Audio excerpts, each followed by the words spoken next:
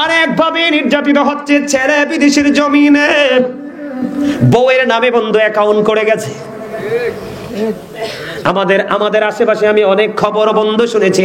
আমার মনে হয় আপনাদের দুলালপুরে এরকম মানুষ নাই।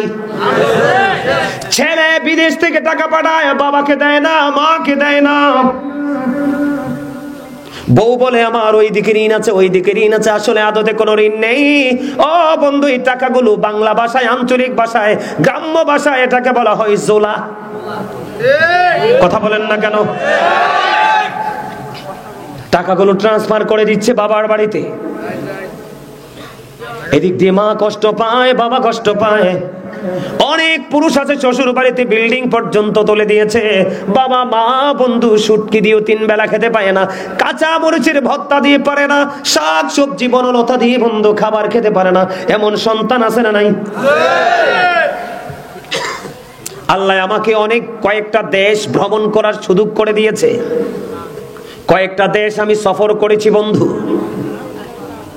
আমি দেখেছি একটা বাবা একটা মা তার জীবনের সর্বোচ্চ দিয়ে সন্তানকে ভালোবেসে মানুষের মতো মানুষ করে দেয়। আর এই সন্তানগুলো পিতা মাতার কলিজার মধ্যে বিরতিহীন ভাবে বন্ধু তীর ঢুকায়। আছে কিনা বলেন? আমি আপনাদেরকে বলবো, আমার মন গড়া কথা বলার অভ্যাস নাই বন্ধু।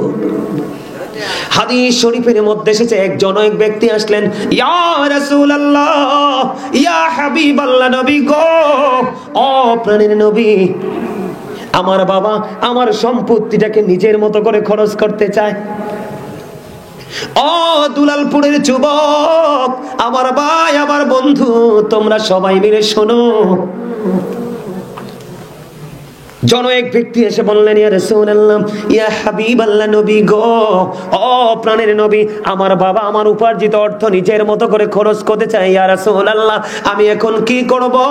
আপনার আমার প্রাণের নবী একটা ডাক দিয়ে বললেন, শুধু তোমার উপার্জিত অর্থ নয়, তুমি নিজেও তোমার বাবার সম্পদ। এত আস্তে, আরে এত আস্তে ভাইরা, তোমরা আমার ওয়াজটা বোঝো নাই? মানে বাবার কাছে, রাসূলের কাছে জানতে চেয়েছে আমার উপার্জিত অর্থ বাবা কি করতে চায়। মানে মনে হয় যেন এটা ওনার টাকা, উনি নিজের মতো করে খরচ করতে চায়।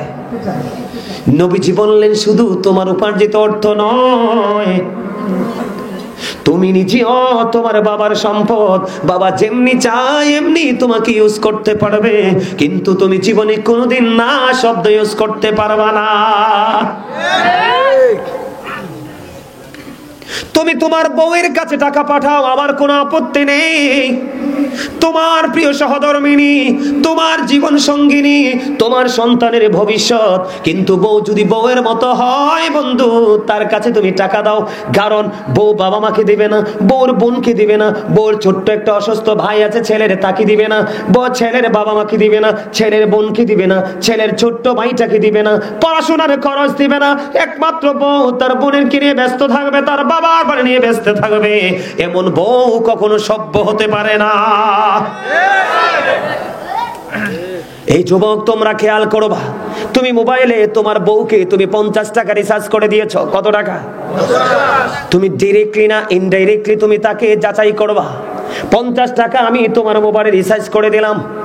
এই 50 টাকা দিয়ে 25 টাকা যদি তুমি দেখো তোমার ভাই বোনের খবর নিয়েছে। বিশেষ করে বোনেরা শ্বশুর বাড়ি থাকে কিনা, ভাই ব্যস্ত থাকে, খবর নিতে পারে না। ওই তোমার ভাবি তোমার ওই বোনের, ছোট্ট বোনের খবর নিল কিনা খবর নেবা। যদি দেখো সে তোমার বোনের কোনো খবর নিল না, সে শুধু তার আপন বোনের খবর নিল, এই বউ কখনোই উত্তম চরিত্রবান হতে পারে না।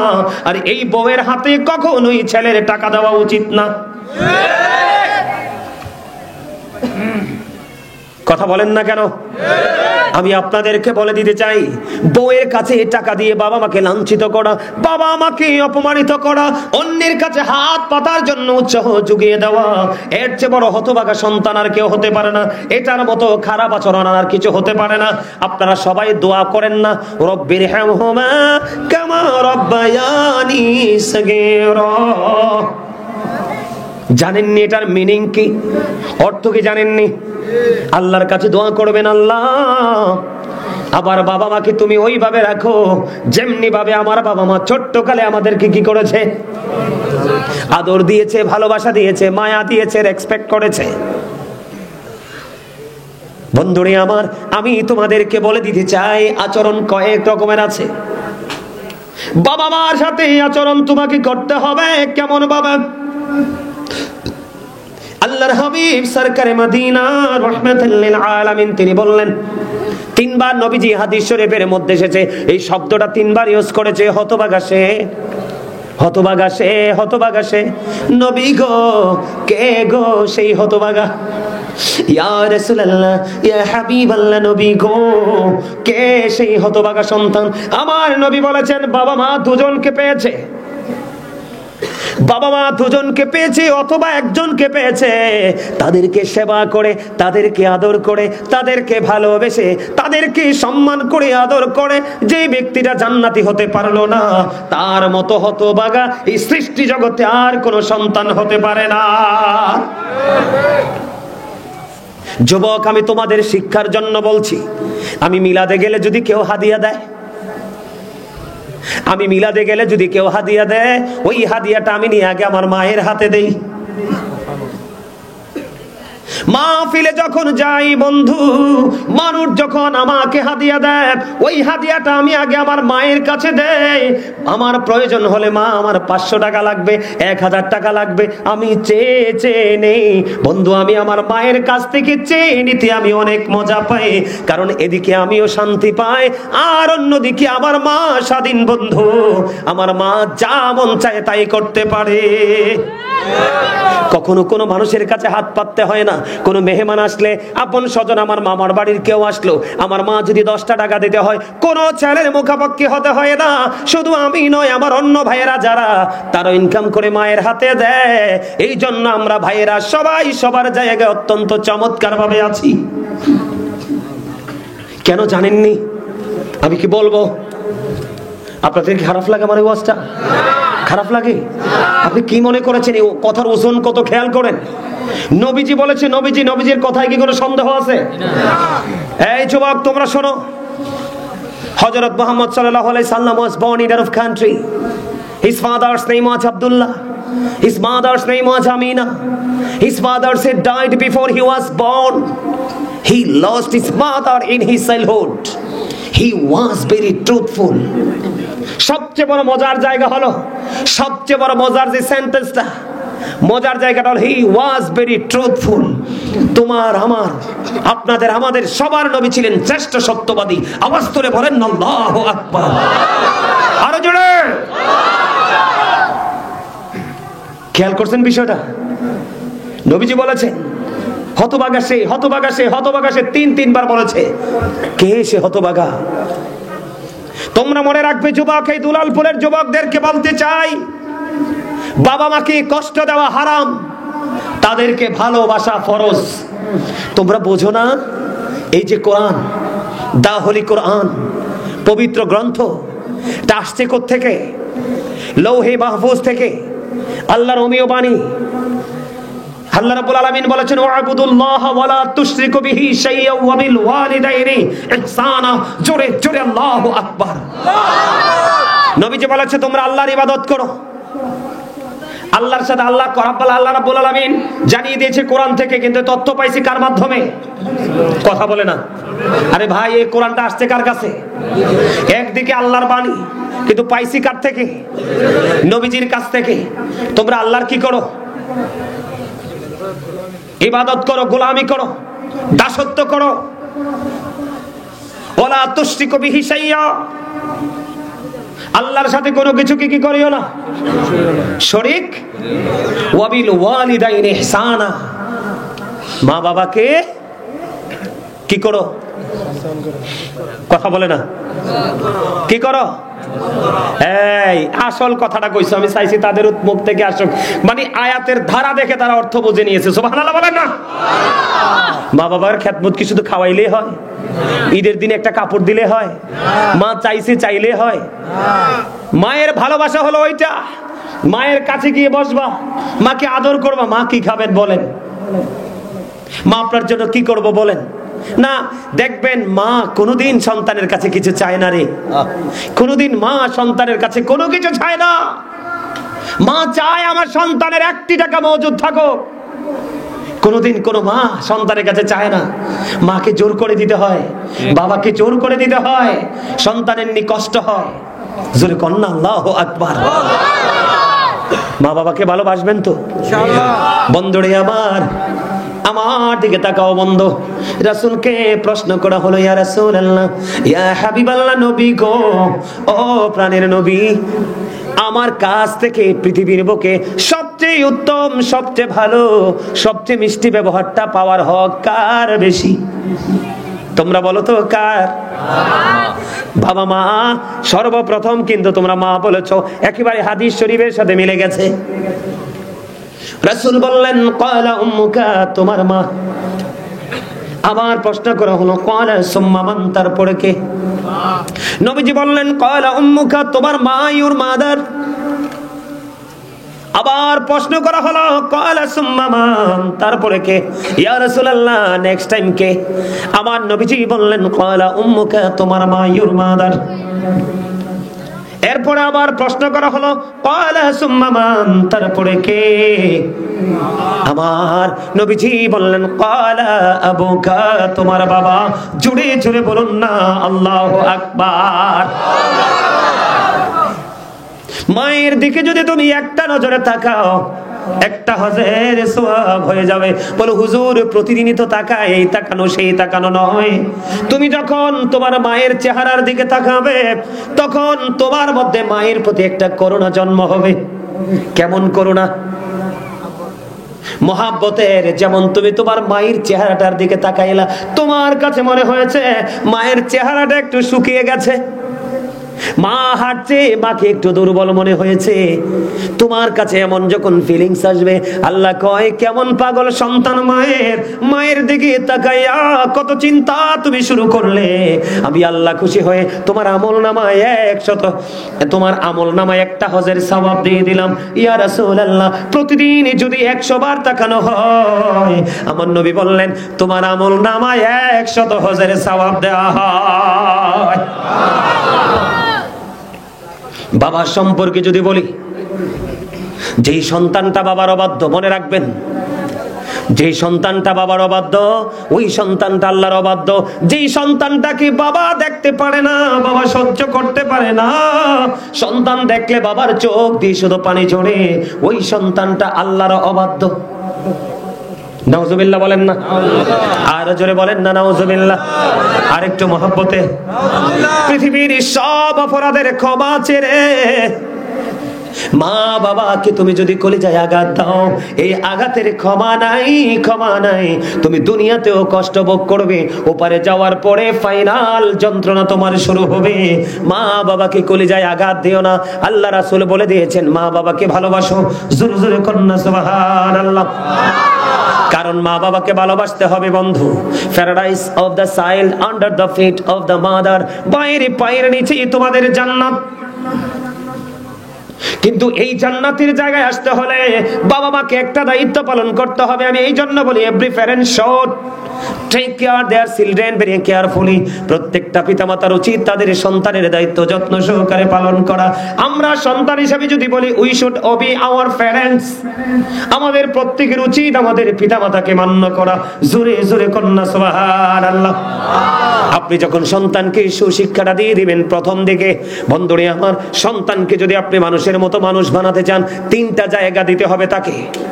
কয়টা জায়গা? একটা হলো পারিবারিক শিক্ষা, আর একটা হলো সামাজিক শিক্ষা। এখন বর্তমানে সামাজিক শিক্ষাটা সবচেয়ে বড়। আপনি যদি দেখেন আপনারা সমাজের ইয়াং ম্যানরা প্রতিকূলে চলে গেছে, আপনি আবার সন্তানকে কন্ট্রোল করতে হবে।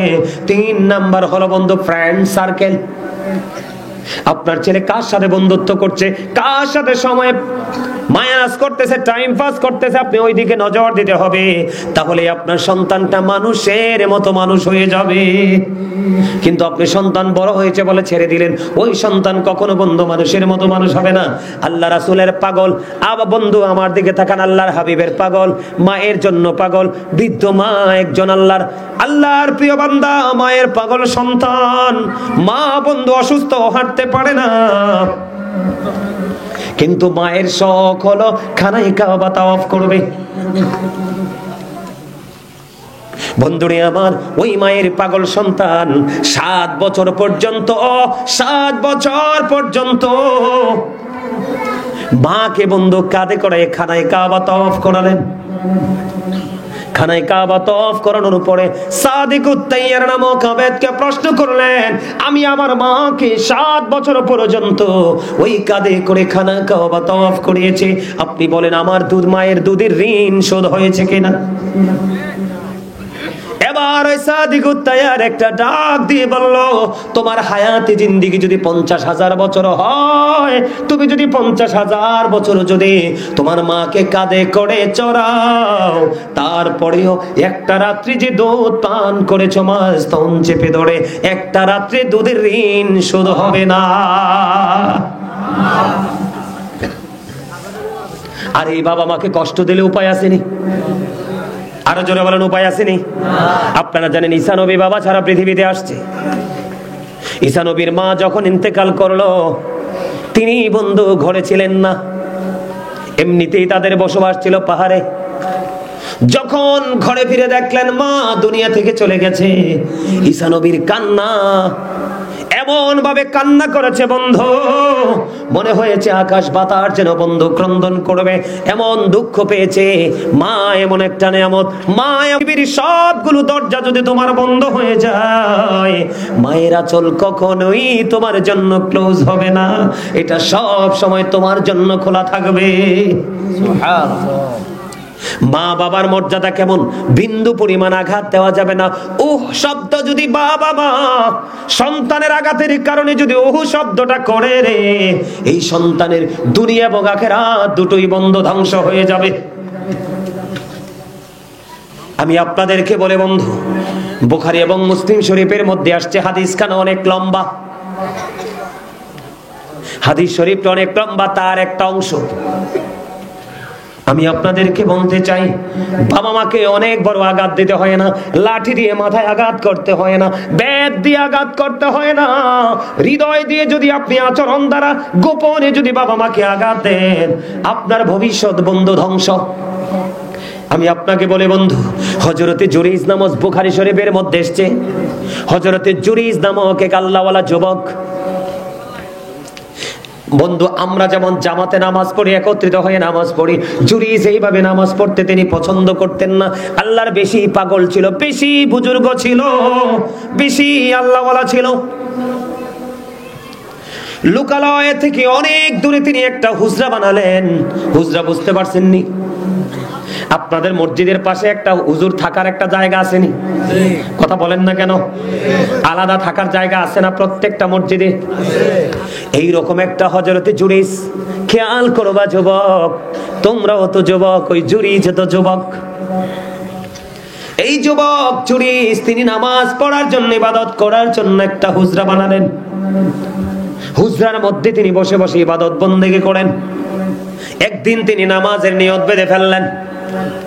এবার মা হুজরার বাইরে থেকে ডাকে, বাবা জুরাইজ, আমি মা এসেছি তোমার সাথে দেখা করার জন্য, আমাকে দেখা দাও। এখন তো জুরাইজ নামাজ পড়তেছে। জুরাইজ আল্লাহকে একটা ডাক দিয়ে বললেন, আল্লাহ আমি তো নামাজ পড়তেছি, আমি কি নামাজ চালিয়ে যাব নাকি আমার মায়ের সাথে আমি দেখা করব? জুরাইজ মনে মনে চিন্তা করলেন, যেহেতু নামাজের নিয়ত বেঁধে ফেলেছি, আমি নামাজটাই শেষ করে ফেলে। বন্ধু নামাজটা শেষ করে ফেললেন। নামাজ শেষ করার পরে এবার জুরাইজ হুজরার বাইরে এসে দেখে মা দুঃখিনী বাইরে নাই, চলে গেছে। জুরাইজ তো ইবাদতের জন্য বানিয়েছে জায়গাটা, খেয়াল করবেন।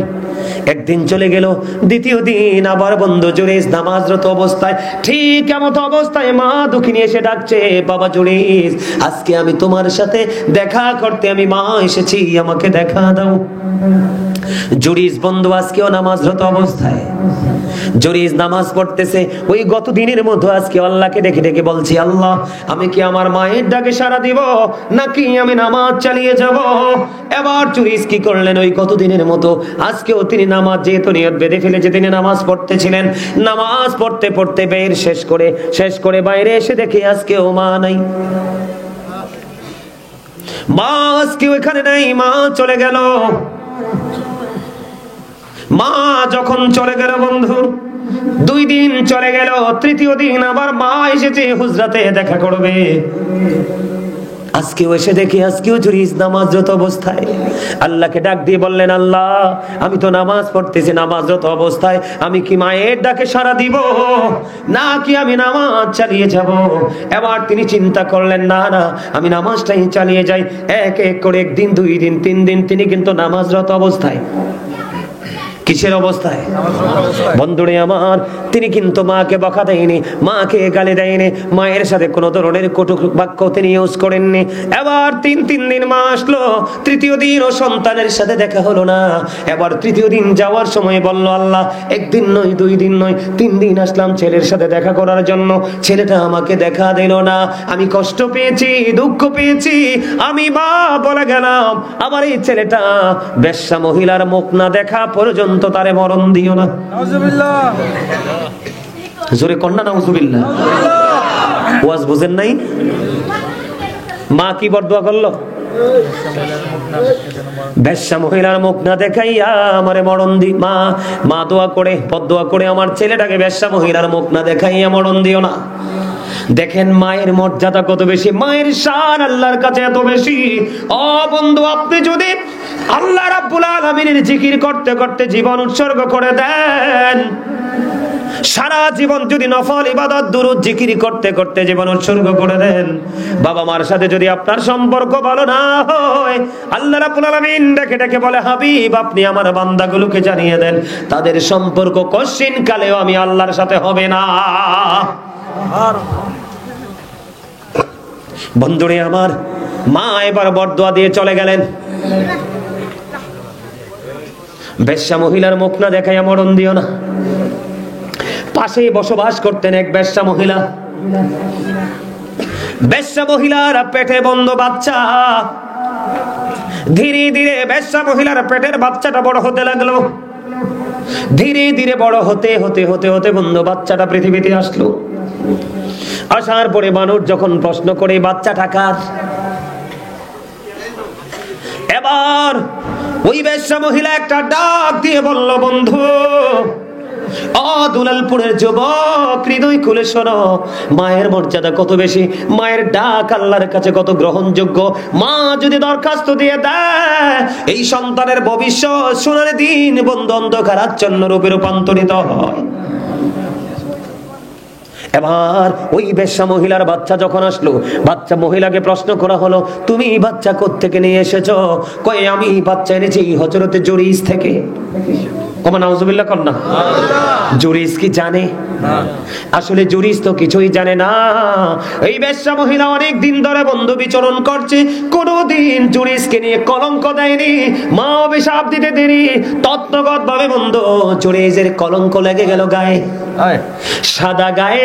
ও বন্ধু কাদা লেগে গেল, কলঙ্কের দায় বন্ধু কেমন করে এড়াবে? এবার তৎকালীন সময়ে যখন শুনতে পারলেন জুরিস ওই বেশ্যা মহিলার সাথে অবৈধভাবে আলিঙ্গন করেছে, মেলামেশা করেছে, ওই বেশ্যা মহিলার উদর থেকে অবৈধ সন্তান, জারজ সন্তান পৃথিবীতে এসেছে। এবার তৎকালীন সময়ে বন্ধ আপনারা একটা জিনিস খেয়াল করবেন, মন্দ মানুষ মন্দ করলে মানুষের কিচ্ছু যায় আসে না, কিন্তু ভালো মানুষ যদি কিঞ্চিত পরিমাণ মন্দ করে, এটা কিন্তু কোনোদিন মানুষ বরদাস্ত করে না। তৎকালীন সময়ে যখন জানতে পারলো বেশ্যা মহিলা, কারণ একটা মহিলা জানে তার সন্তান কোত্থেকে আসছে, বেশ্যা মহিলা বলার সঙ্গে সঙ্গে তৎকালীন সময়ে বন্ধু মানুষগুলো ওই হযরতে জুরিজের হুজরাটা ভেঙে ফেললো, ওনাকে মারতে শুরু করলো, প্রহার করতে করতে বন্ধু চেঁচিয়ে চেঁচিয়ে ওনাকে ওনার হুজরা থেকে বের করে ফেললো। মানুষগুলো আশ্চর্য হয়ে গেল।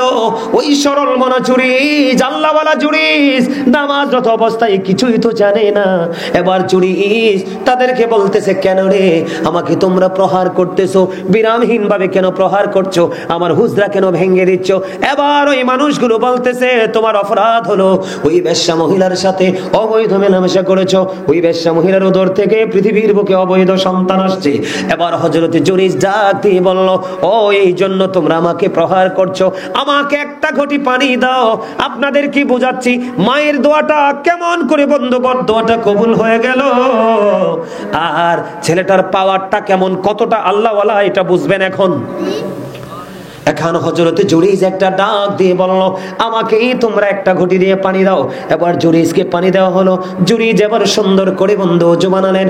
ওযু বানানোর পরে তিনি নামাজ পড়লেন।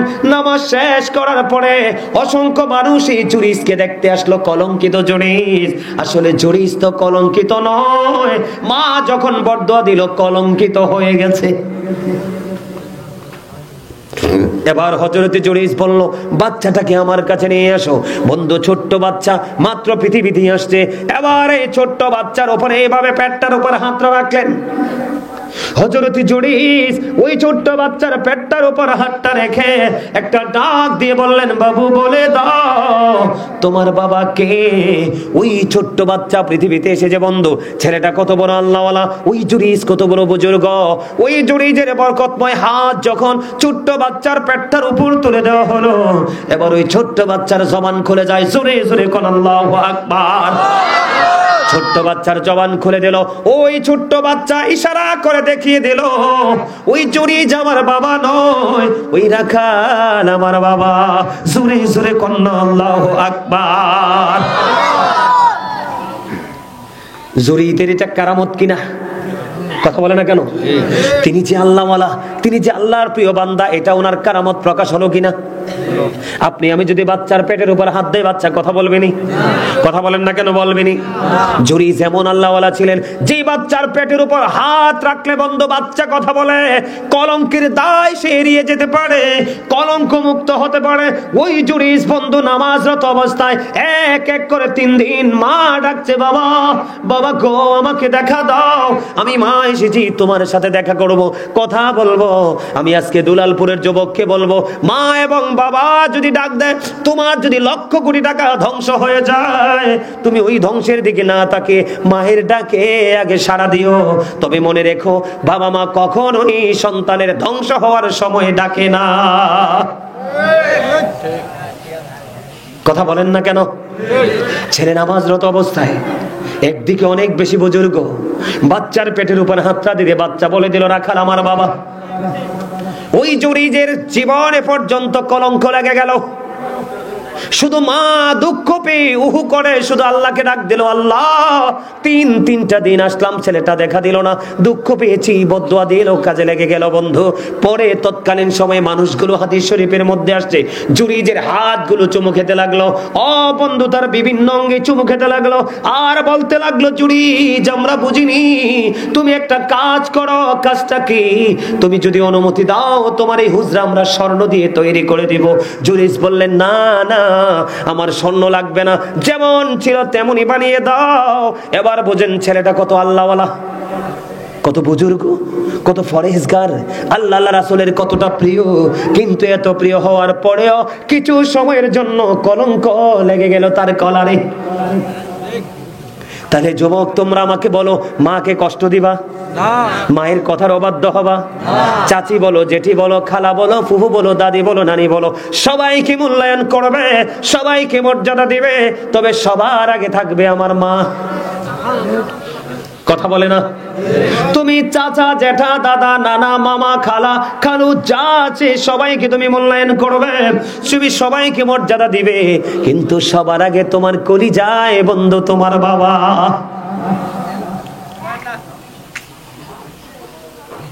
এটা আমরা করবো কিনা? আমি তো নেগেটিভ সাইডটা তুলে ধরলাম, এবার তোমাদেরকে একটু পজিটিভ সাইড আমি শোনাবো, যে বাবা মাকে ভালোবাসলে, এটাও বন্ধু বুখারী শরীফের হাদিস। সিহাসিত্তার অন্যতম গ্রন্থ হলো বুখারী শরীফ।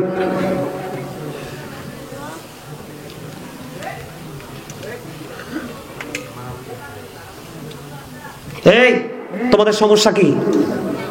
আমাকে কি রংপুর থেকে আসছি মনে করছো? হ্যাঁ,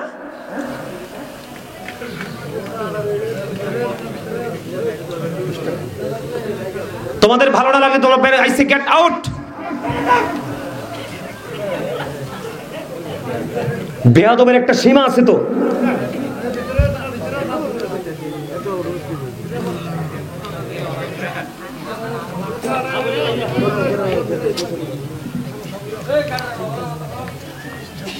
আমার দিকে তাকান।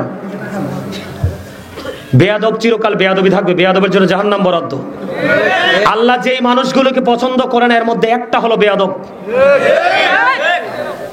বেয়াদব সম্পর্কে আমার সামনে কোরআন শরীফ, এই যে হাফেজ সাহেব আছে, এই যে হাফেজ সাহেব আছে, আমি কোরআন শরীফটা খুলবো এখন, দেখাবো তোমাদেরকে বেয়াদব কতটা ক্যারেক্টারলেস। কোরআন শরীফে 29 পারা সূরা কলামের মধ্যে বলেছে আল্লাহ রাব্বুল আলামিন ওয়ালিদ বিন মুগিরা আল্লাহর হাবিবের সাথে বেয়াদবি করেছে। আল্লাহ রাব্বুল আলামিন 10টা গালি দিয়েছে নিজে, এর মধ্যে 10 নম্বর গালি হলো উতুল্লিং বাদা যালিকা জালিম। আল্লাহ বলেছেন with all that he is a bastard. নাউজুবিল্লাহ। আল্লাহ বলেছে জারজ, বেয়াদবদেরকে আল্লাহ জারজ বলেছে। আল্লাহর হাবিবের জবানের হাদিস আমি বলতেছি, তোমরা আমাকে নিয়ে তামাশা করো, আমাকে রংপুর থেকে আসছি মনে করছো? আমি কুমিল্লা ভিক্টোরিয়া কলেজের ইংলিশ বিভাগের ছেলে। কামার কোনোদিন স্বর্ণকারের ওজন বোঝে না। কামার এমন একটা নিম্ন শ্রেণীর কাজ, কামারের কাজ হলো খালি লোহা পিটানো। বাংলাদেশের সবচেয়ে বড় মূল ধাতু হলো সোনা।